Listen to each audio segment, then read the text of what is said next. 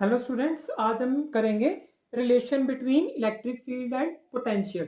ठीक है, आज हम मैथमेटिकल रिलेशन निकालेंगे। पिछली वीडियो में हमने इसकी फिजिक्स देखी थी।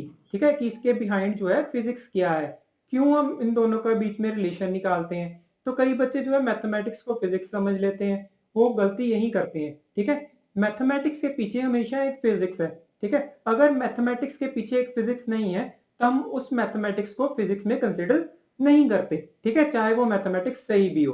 ठीक है, तो एक्सपेरिमेंटल वेरिफिकेशन मैथमेटिक्स की होनी चाहिए, तभी हम उस मैथमेटिक्स को फिजिक्स बोलते हैं। ठीक है, तो मैथमेटिक्स सर सिर्फ एक रिलेशन है दो क्वांटिटीज के, दो फिजिकल क्वांटिटीज के बीच में। ठीक है, जिससे हम न्यूमेरिकल वैल्यूज उसकी निकाल सकते हैं।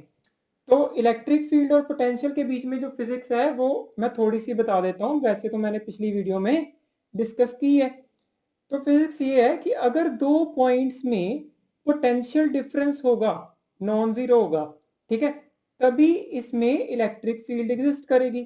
अगर दो पॉइंट्स में पोटेंशियल डिफरेंस जो है वो जीरो है, मतलब सेम पोटेंशियल पे है, तो इलेक्ट्रिक फील्ड जो है वो भी जीरो होगी। ठीक है, इन दो पॉइंट्स में ये जो है रिलेशन है, इसके बिहाइंड की फिजिक्स है। तो अभी हम मैथमेटिक्स देखेंगे इसका कि क्या रिलेशन है, न्यूमेरिकल वैल्यूज कैसे निकाल सकते हैं हम इसकी।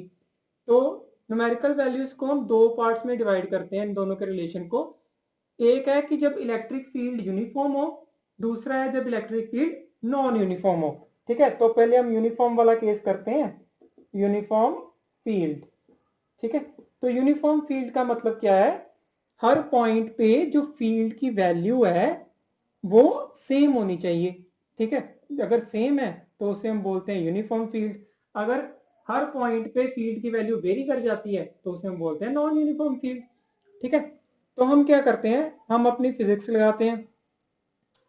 तो मैं बोलता हूं ये दो पॉइंट्स हैं फील्ड में जिनमें पोटेंशियल डिफरेंस है। तो मैं मान लेता हूं कि पोटेंशियल डिफरेंस क्या है, V B minus V A. ठीक है, और पोटेंशियल डिफरेंस का फॉर्मूला क्या है, वर्क डन ओवर चार्ज। ठीक है, तो इसको मैं डेल वी बोल देता हूं, that is difference in potential. तो ये मेरे पास फॉर्मूला आ गया। ठीक है, तो अभी मैंने क्या करना है, रिलेशन के लिए वर्क डन को इन टर्म्स ऑफ फील्ड निकालना है। ठीक है, तो हम वर्क डन निकालते हैं। तो वर्क डन में क्या करते हैं हम, फोर्स इनटू डिस्प्लेसमेंट। ठीक है, तो यहां पे हम क्यू चार्ज रखते हैं जिसको यहां तक लेके आना है। तो फील्ड के कारण प्लस क्यू चार्ज को इधर एक फोर्स लगेगी जिसे हम इलेक्ट्रिक फोर्स बोल देंगे। इधर जो हम फोर्स लगाएंगे उसे हम एफ एक्सटर्नल बोल देंगे। ठीक है, तो यहां पे मैं क्या लिखूंगा, एफ एक्सटर्नल डॉट डिस्प्लेसमेंट। तो मैं इस डिस्टेंस को डी बोल देता हूं, तो मैंने डी डिस्प्लेसमेंट करनी है। ठीक है, तो अभी क्या करूंगा, एफ एक्सटर्नल को, ठीक है, एफ एक्सटर्नल की वैल्यू निकालनी है तो एफ एक्सटर्नल को एफ ई की टर्म्स में लिख दूंगा। तो हमें पता है जो चार्ज को हम लेके आते हैं वो एक्सेलरेट नहीं करवाते हम चार्ज को। ठीक है, अगर एक्सेलरेट नहीं करवाते तो फोर्सेस जो हैं वो इक्वल होनी चाहिए, equal and opposite, so negative sign आ जाता है। तो यहां पर मैं क्या लिख सकता हूं, इसे एफ ई टाइम्स डी।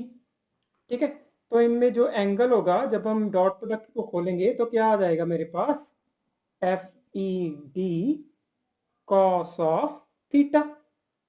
ठीक है, अभी जो थीटा एंगल है वो किस किस के बीच में है, वो डी के बीच में है और नेगेटिव ऑफ एफ ई के बीच में है, मींस एफ एक्सटर्नल के बीच में है। सो एफ एक्सटर्नल और डी डिस्प्लेसमेंट जो इधर की ओर हो रही है उसके बीच में जो एंगल है अभी वो जीरो है। ठीक है, तो कॉस जीरो वन, तो यहाँ पे जो वैल्यू आ जाएगी वो क्या आ जाएगी, एफ ई डी। ठीक है, और फोर्स को हम इलेक्ट्रिक फील्ड की टर्म्स में कैसे लिखते हैं, क्यू टाइम्स ई। ठीक है, तो मैं यहाँ क्या लिख दूंगा, क्यू ई डी। ठीक है, तो मेरे पास वर्क डन क्या आ गया, माइनस क्यू ई डी। तो मैं इसमें पुट कर दूंगा, that is minus Q E D by Q. तो मेरे पास रिलेशन आ जाएगा ऐसा कुछ। ठीक है, जिसे मैं ऐसे लिख सकता हूं। तो ये मेरे पास इलेक्ट्रिक फील्ड और पोटेंशियल का रिलेशन आ गया, मैथमेटिकल रिलेशन। ठीक है, अगर मुझे पोटेंशियल डिफरेंस पता है दो पॉइंट्स में, ठीक है, तो मैं यूनिफॉर्म इलेक्ट्रिक फील्ड में इलेक्ट्रिक फील्ड की वैल्यू निकाल सकता हूँ। ठीक है, तो अभी देखिए ये नेगेटिव साइन क्या बता रहा है मुझे, ये नेगेटिव साइन बता रहा है कि इलेक्ट्रिक फील्ड की डायरेक्शन में पोटेंशियल डिक्रीज कर रहा है। ठीक है, तो अगर यहाँ पे बी पॉइंट पे वी पोटेंशियल है तो ए पॉइंट पे v minus del V potential होगा। ठीक है, तो ये हमें बता रहा है कि इलेक्ट्रिक फील्ड की डायरेक्शन में पोटेंशियल जो है वो डिक्रीज कर रहा है। ठीक है, तो आपको पता चला। अभी हम करेंगे नॉन यूनिफॉर्म इलेक्ट्रिक फील्ड के केस में। ठीक, तो अभी हम नॉन यूनिफॉर्म के केस में कर लेते हैं कि हम कैसे रिलेशन निकालते हैं। ठीक है, नॉन यूनिफॉर्म फील्ड में थोड़ा रिलेशन निकालना मुश्किल है। ठीक है, क्यों मुश्किल है वो हम देखते हैं। क्योंकि नॉन यूनिफॉर्म में जो है वो फील्ड हर पॉइंट पे चेंज हो रही है। ठीक है, तो हम स्टार्टिंग वैसे ही करेंगे, that is V B minus V A. ठीक है, डिफरेंस इन पोटेंशियल होगा तभी इलेक्ट्रिक फील्ड आएगी।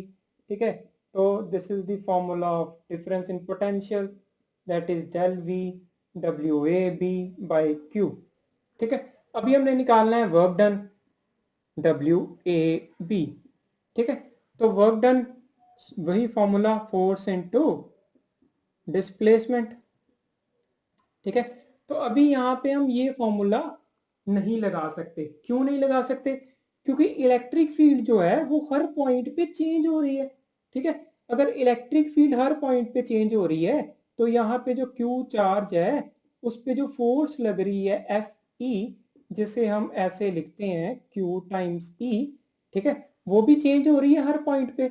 अगर ए से मैं सी चला जाऊं, ए से मैं डी चला जाऊं, तो हर पॉइंट पे जो एफ ई है वो चेंज हो रहा है। अगर एफ ई जो चेंज हो रहा है तो मैं जो एफ एक्सटर्नल फोर्स लगा रहा हूं, ठीक है, वो भी चेंज हो रहा है। ठीक है, तो एफ एक्सटर्नल जो है वो चेंज हो रही है, तो यहाँ पे हमेशा मैं कांस्टेंट वैल्यू लेता। ठीक है, तो अगर आप ए से स्टार्ट किया है, आपने 2 न्यूटन फोर्स लगा रहे हो, ठीक है, तो आप 2 न्यूटन से वर्क डन कैलकुलेट कर लोगे। बट डी तक आते आते फोर्स जो है 10 न्यूटन हो गई है, मीन्स जो आपने वर्क कैलकुलेट किया है वो गलत है।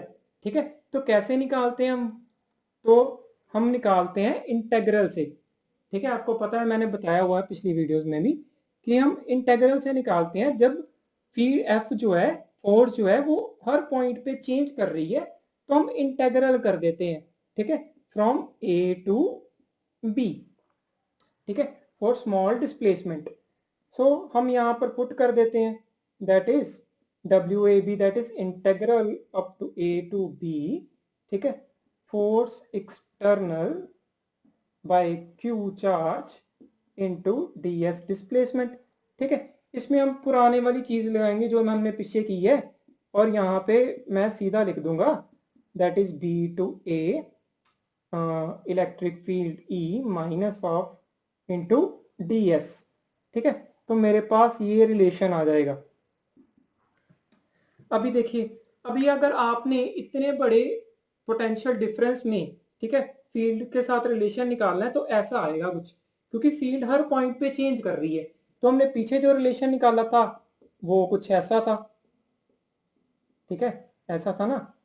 तो यहाँ पे जो इलेक्ट्रिक फील्ड है वो कांस्टेंट है। ठीक है, यहाँ पे इलेक्ट्रिक फील्ड जो है वेरी कर रही है हर पॉइंट के साथ। तो हमें क्या करना पड़ेगा, हमें एक पॉइंट पे इलेक्ट्रिक फील्ड निकालनी पड़ेगी। ठीक है, जैसे इस पॉइंट पे, एक्स पॉइंट पे मुझे इलेक्ट्रिक फील्ड पता करनी है, क्योंकि एक्स से अगर मैं जरा सा भी आगे बढ़ूंगा, ठीक है, तो इलेक्ट्रिक फील्ड चेंज हो जाएगी। ठीक है, तो इलेक्ट्रिक फील्ड पता करनी है इन टर्म्स ऑफ पोटेंशियल, तो मुझे एक्स पे पता करनी पड़ेगी। ठीक है, तो अगर एक्स पे पता करनी है तो हम क्या यूज करते हैं, हम प्रिडिक्ट करते हैं किससे, लिमिट से। ठीक है, अगर आपने नई वीडियो देखी मेरी लिमिट वाली तो आप देख सकते हैं। ठीक है, तो यहां पे हम प्रिडिक्ट करते हैं with the help of limit. हम क्या कहते हैं कि हम 2 पॉइंट इमेजिन करते हैं जिसमें जो डिस्टेंस है वो डी एस का है।